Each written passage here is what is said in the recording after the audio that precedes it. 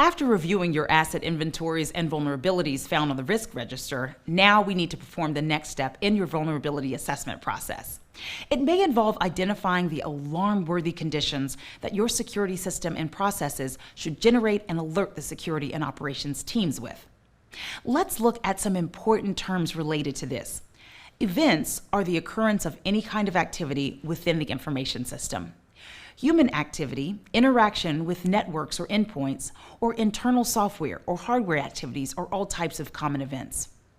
Events of interest are those events which may require human investigation to determine if they are of security concern, and if so, if they require immediate response or corrective action. Indicators are the signals that are produced by any form of activity within an information system. Indicators are highly granular.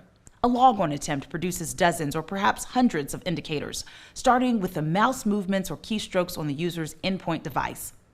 Indicators by themselves must usually be correlated and aggregated, usually in time sequence, to reveal anything meaningful.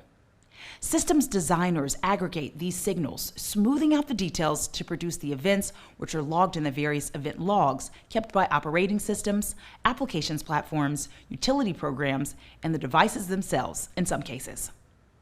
Indicators of compromise, IOCs, are the signals produced by events that you've predetermined are likely to be urgent security concerns.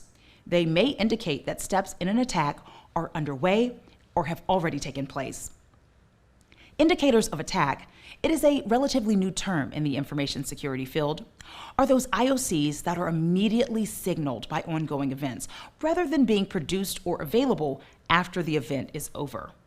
Some IOCs, such as attempts to install or execute known or suspected malware, may be reasonably easy to detect.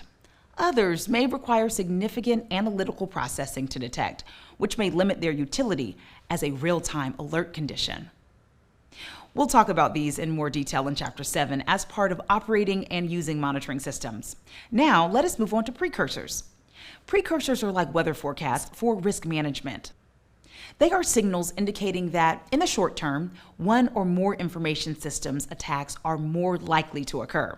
For example, it is reasonable to assume that attempts to penetrate and subvert social media or public-facing web content related to contentious or emotionally charged political events might see an increase as an election or other major event comes near on the calendar.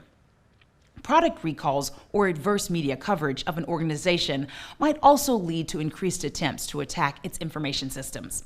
In particular, headline-grabbing cyber attacks may expose many other organizations to an increase in similarly styled attacks.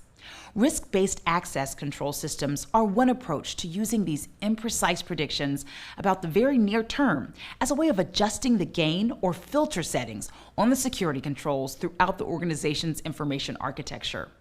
So-called total lockdown conditions attempt to achieve a near zero false acceptance rate to increase confidence that nearly all intruders will be stopped in their tracks.